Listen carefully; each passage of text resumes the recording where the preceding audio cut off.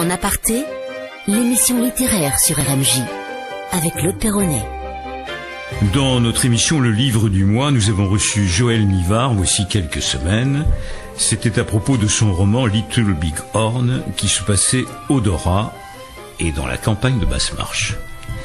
Joël Nivard vient de publier un nouveau roman, nous l'avons découvert au Salon des écrivains de la Basse-Marche, le 4 mars à Villefavard. C'est Sensible, dans Limoges, la Noire, publié à nouveau chez Le Geste Noir. Alors c'est sans aucun doute un roman noir. Pour l'essentiel, l'action va se passer à Limoges, où semble bien implantée une organisation d'extrême droite, l'OROC, Organisation Occident. On découvrira ses nervis complètement jetés, un de ses ex-tueurs, Dylan Milo, un de ses intellectuels, etc. Limoges va alors vivre une série de meurtres, d'attentats, un chantier de travaux publics qui va sauter, 3 ouvriers morts, le caissier du tabac de Louya, à côté du cimetière, l'intellectuel dont j'ai parlé à l'instant, un journaliste un peu véreux. Dans la campagne du nord de la Haute-Vienne, on découvrira 4 cadavres, parmi lesquels les 2 nervis, et encore le patron du chantier de BTP qui sera flingué dans une chambre du CHU, de même que l'infirmière qui le soigne et une aide-soignante. Vous le voyez, il y a beaucoup d'armes, beaucoup de coups de feu, beaucoup de sang, de règlements de compte, une violence de fou. Mais j'ai oublié de vous le dire, le roman débute par le suicide du commissaire Larsin, dont l'auteur nous dit qu'il réussit par ce suicide à sortir avec élégance. Il y a un lien, c'est certain, entre tous ces meurtres où l'on trouve des tracts de l'OROC et le suicide du commissaire Larsin. Alors c'est le commissaire Varlot qui remplace Larsin, qui est chargé de conduire l'enquête, et il faudra bien les 314 pages du roman pour dénouer les chevaux poisseux et glauques qui enserrent la ville de Limoges. En aparté, l'émission littéraire sur RMJ. Vous êtes bien sur les ondes de RMJ et de son émission En aparté. Je reçois en ce moment Joël Nivard à propos de son roman Sensible. Bonjour Joël Nivard. Bonjour. Et merci d'avoir accepté notre invitation pour discuter de votre dernier roman Sensible. Alors je précise l'orthographe, cible c'est C-I-B-L-E. Tout à fait. Mais ça pourrait être aussi sensible ou pas? Oui, je crois que sensibilité. Je crois que dans le livre, il y a une partie qui est une partie sensible de sensibilité. C'est ça. Alors dites-nous Joël Nivard, Limoges, la ville où vous vivez, c'est Chicago, c'est la ville des règlements de compte? Non, c'est pas une ville qui est pire qu'une autre. Je crois que c'est simplement ma conception du roman noir est une conception un peu effectivement où il y a de la violence. Donc j'ai pris comme cadre la ville de Limoges, mais il n'y a pas d'autre aparté que ça, quoi. Je veux dire, c'est vraiment c'est un cadre. Alors dites-nous, Little Big Horn s'est déroulé au Dora, c'est une toute petite ville et dans la campagne bas-marchoise, mais là vous aviez besoin de ce retour dans la plus grande ville. Oui, moi je suis de nature urbaine. Mes passages dans le rural sont plutôt anecdotiques. La plupart de mes romans se passent toujours dans la ville, dans une ville, et voilà. Je suis quelqu'un qui aime beaucoup voilà. J'aime bien la ville, j'aime ses odeurs, j'aime y compris sa pollution, j'aime la ville. Vous avez choisi Limoges parce que vous connaissez Limoges, parce que vous habitez Limoges, mais ça pourrait être une autre ville. Il n'y a pas de relation particulière entre Limoges et le roman noir. Ah non, aucune. Non, il n'y a pas de. Voilà, c'est. Si vous voulez, il y a eu beaucoup de grands auteurs de polar comme Iso, c'était Marseille. Voilà, je crois que Limoges méritait aussi qu'on puisse en faire le cadre d'un roman noir. Limoges, ce sera Nivard. Voilà, écoutez, j'espère. Oui. Pas de comparaison quand même. Bon, Limoges est pénétré par une organisation violente, quasi fasciste. Enfin, vous restez quand même flou sur sa mouvance, même si vous la baptisez OROC avec Occident. Alors, vous avez enquêté ou vous avez inventé cette volonté de l'OROC de pénétrer tous les milieux comme ça? C'est une réalité? Non, j'ai pas fait d'enquête du tout. C'est un roman, donc ça part d'un imaginaire. Mais je pense qu'aujourd'hui, tous les milieux d'extrême droite mais plutôt de droite, sont des milieux qui font de l'entrisme et qui essaient de pénétrer tous les milieux, y compris ceux de la police, ceux de la justice. Je crois qu'il y a, alors sans vouloir faire du complotisme, je crois qu'il y a une vraie volonté aujourd'hui de pénétrer ces institutions-là. D'éventuellement prendre le pouvoir par la pénétration dans tous les milieux de la République. Absolument, oui. C'est-à-dire d'avoir des points d'appui dans tous les domaines dans tous les milieux de la République. Oui, c'est particulièrement bien démontré d'ailleurs dans votre roman. Alors, est-ce que c'est une autre réalité que la profonde débilité des nervis que vous décrivez? Alors, ma question est sans doute mal posée, mais vos nervis que l'on voit en action, est-ce qu'ils agissent par idéologie, par intérêt ou par bêtise finalement, par débilité? Mais je pense que la bêtise résume un peu le reste, c'est-à-dire que ce sont des QI de petite nature, et ce qui les amène à avoir tous ces excès qui sont des excès d'alcool ou de violence. Je pense que c'est au départ effectivement c'est le problème de la réflexion qu'ils n'ont pas. Bon, ce sont des bras. On va dire que ce sont des bras. Idéologie égale zéro finalement chez eux. Oui, non. Après, c'est le problème des rencontres. C'est-à-dire que si ces gens-là avaient rencontré d'autres gens, peut-être qu'ils auraient changé. Il se trouve que là, ils ont fait des rencontres avec. C'est le cas de ce Dylan Milo, ce jeune. Voilà, il a rencontré à un moment un intellectuel nasillard. Et voilà, ça l'a amené à basculer. Il a retrouvé un père, et ça l'a amené donc à basculer complètement dans une idéologie. Et je pense que les autres, donc les nervis, sont un peu du même acabit, avec. Ils ont des exemples. C'est des paramilitaires. Il y a tout ce qui va avec. Je veux dire, c'est pas un hasard, quoi. Mais je pense que le problème, c'est la réflexion. Alors, dans un instant, nous allons parler d'un personnage central de votre roman, justement, le Dylan Milo. Lorsqu'il se rend chez son mentor, le vieil intellectuel nasillard, voilà. C'est l'expression que vous avez employée, dont j'ai parlé dans l'introduction, ce dernier écoute Tannhäuser de Richard Wagner, donc nous allons nous aussi écouter Richard Wagner.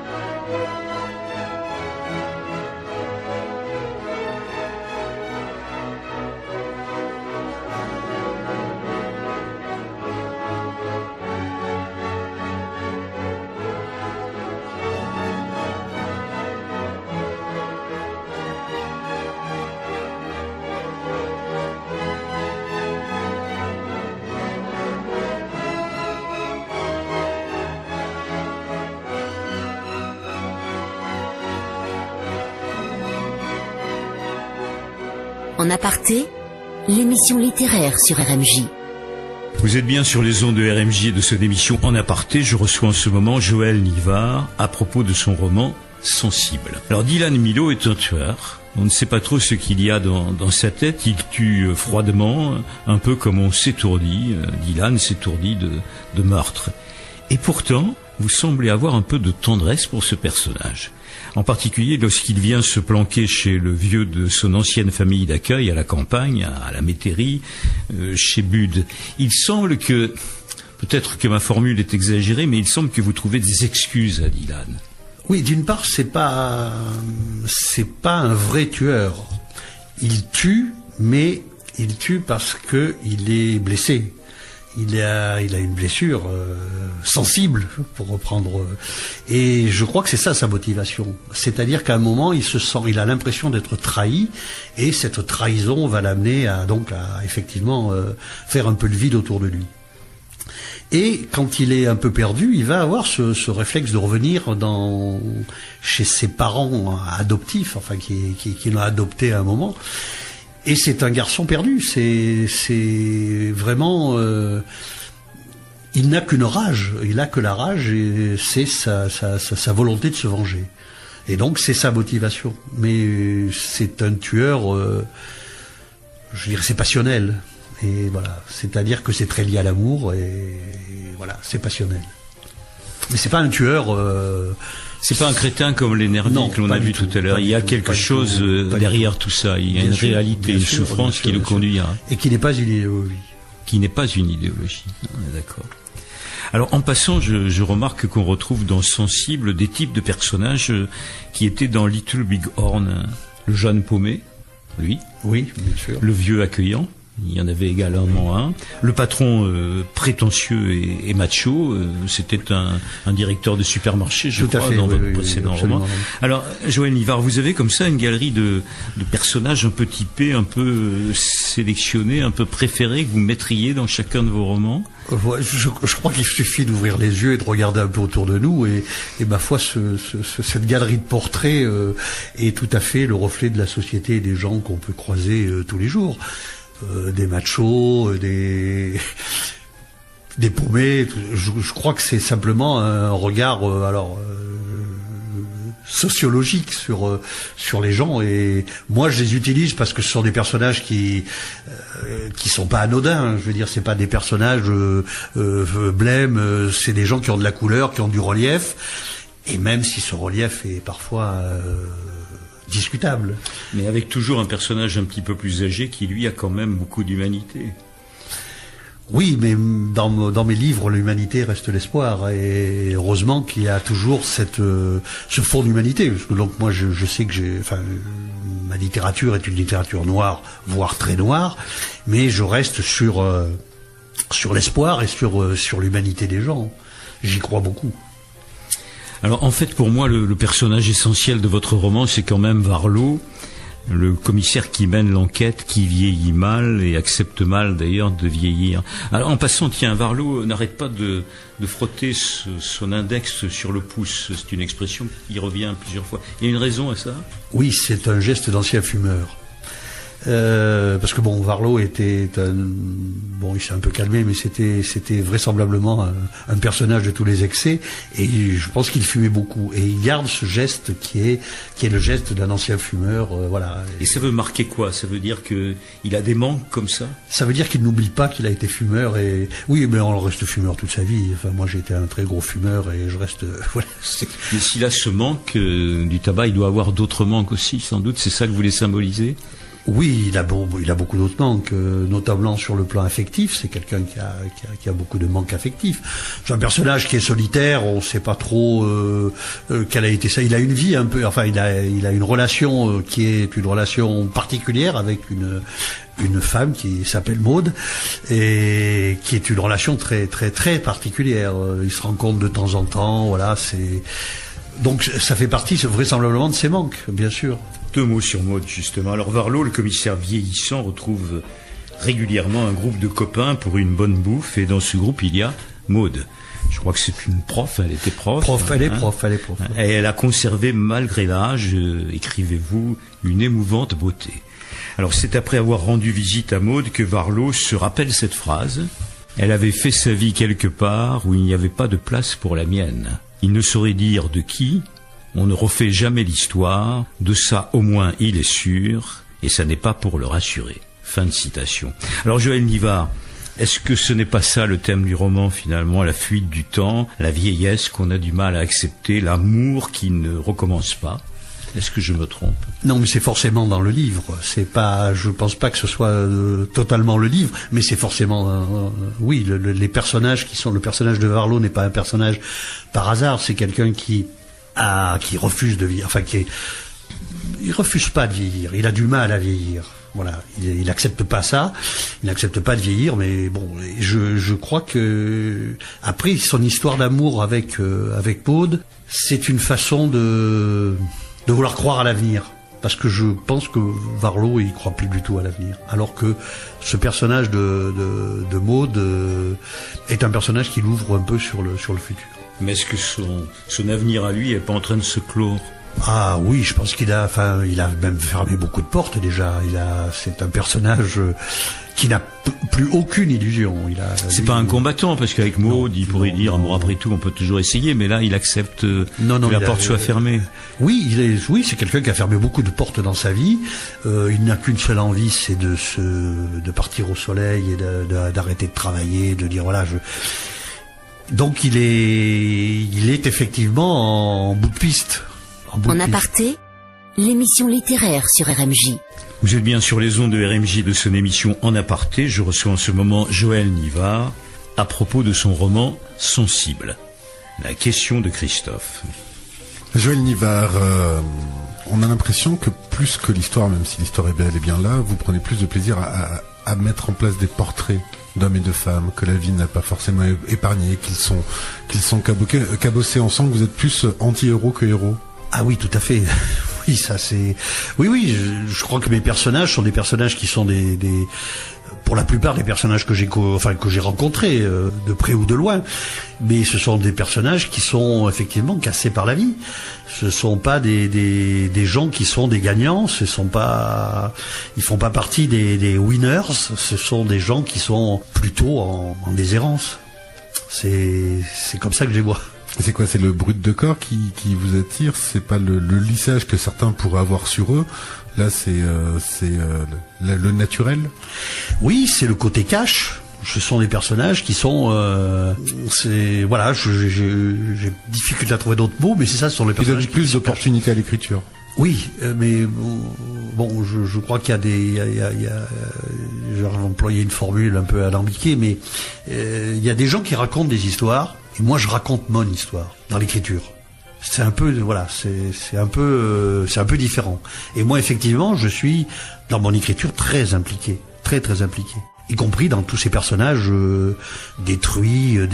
Oui, je suis très impliqué dans ces personnages-là. Alors vous avez parlé de votre écriture. Moi je pense que c'est ce qu'il y a de plus important dans votre roman. C'est votre écriture, c'est la qualité de votre écriture. Ah, alors plutôt que d'en parler comme ça, je voudrais lire un petit texte. Et là,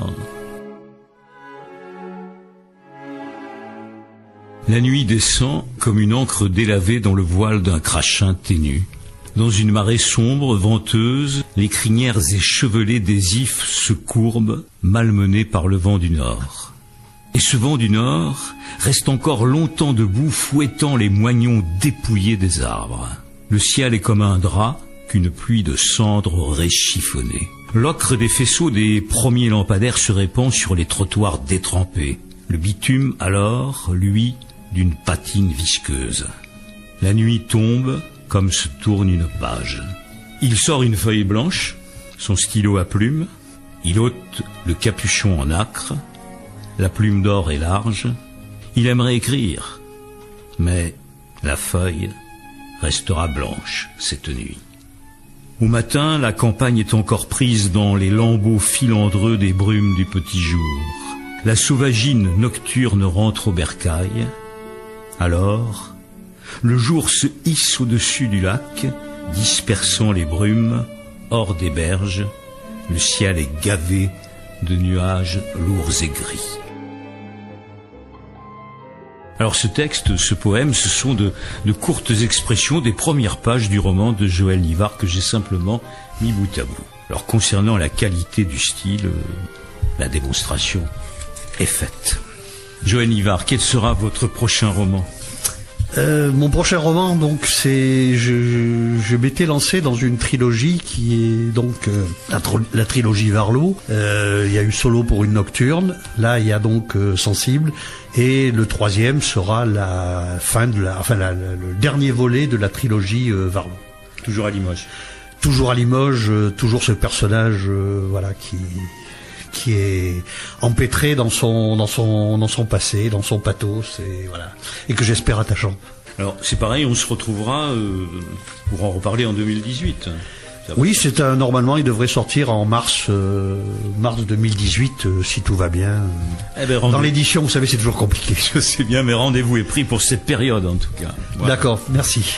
Alors, avec Sensible, le dernier roman de Joël Nivard, nous avons un roman noir, violent, brutal, inquiétant, et en même temps, le roman de la nostalgie, du monde qui se clôt, voire un peu un roman du désespoir.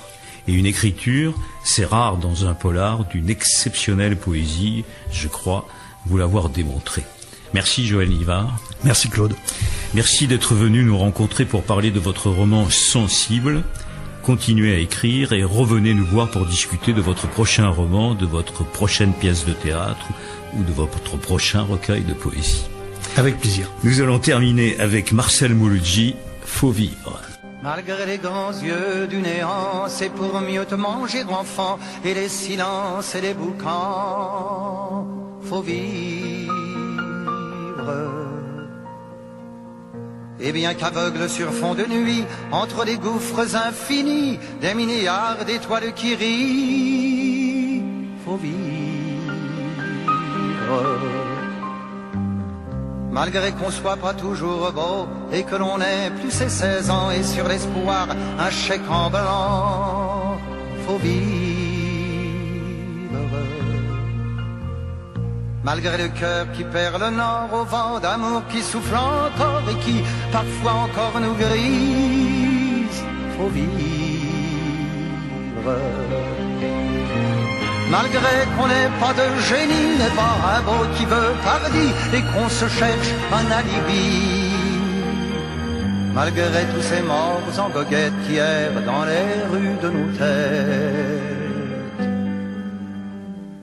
faut vivre. Malgré qu'on soit brave et salaud, qu'on ait des complexes à gogo et qu'on les aime, c'est ça le pire, faut vivre. Malgré l'idéal du jeune temps qui s'est usé au mur du temps et par d'autres repris en chantant, faut vivre. Malgré qu'en se tournant vers le passé on est effrayé de s'avouer qu'on a tout de même un peu changé, faut vivre. Malgré que l'on soit de passage, qu'on vive en fou, qu'on vive en sage, tout finira dans le naufrage, faut vivre. Malgré qu'au ciel de nos poitrines, en nous sentinelles endormis dans un bruit d'usine gémie, le cœur aveugle qui funambule sur le fil du présent qui fuit, faut vivre. Malgré qu'en nous un enfant mort si peu parfois remue encore comme un vieux rêve qui agonise, faut vivre. Malgré qu'on soit dans l'engrenage des notaires et des héritages où le cœur s'écœure et s'enlise, faut vivre. Malgré qu'on fasse de l'humour noir sur l'amour qui nous en fera voir jusqu'à ce qu'ils nous disent au revoir, faut vivre. Malgré qu'à tous les horizons, comme un point d'interrogation, la mort nous regarde d'un œil ivre, faut vivre. Malgré tous nos serments d'amour, tous nos mensonges jour après jour, et bien que l'on n'ait qu'une vie, une seule pour l'éternité.